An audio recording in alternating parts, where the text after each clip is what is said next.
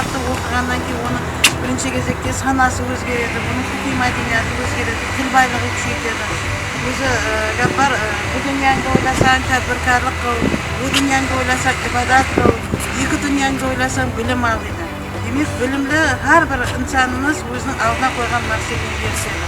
So'qdan және bir marta bugungi kitapxonani açılışı menен, Navruz bayramı menен, ham Ko'jeli rayonida сол республикамызда алдыңғы районlardan bo'lib qolib teklespер, ham kitapxonada har bir 7 yaşdan başlab 70 yaşga kelgangi aqsoqollarimiz o'qib, o'zlarining bilimlarini asrlab tekles bo'lib qolaman. Және bir marta bayramimiz.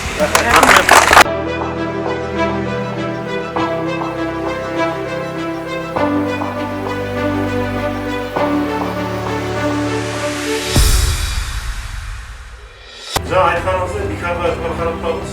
Жарым қаналарға келдік, жарым тұрақтылыққа келдік. Оның мәнісі бар да, үстінде уют болмаса, берекет болмаса, түнеріп деп басып тұрса, өзі адам кітап оқыту басын түсіп келмейді. Мынандай жерде кеп демалып келеді.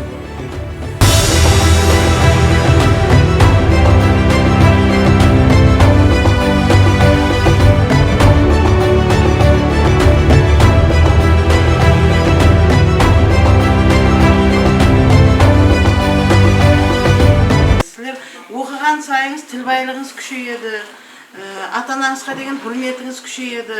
Өзі ата-ана қазір мысалы қай уақытта бақытлы болады дейді ата-ана. Перзенті үлкен дәрежеге жетсе, жақсы жерде жұмыс істесе, ел халыққа көрінсе, сыйласа, сол уақытта ата-ана бақытлы болады. Соның үшін сіздердің ата-анаңызды бақытлы қылуға имканият бар ма сіздерде? Бар.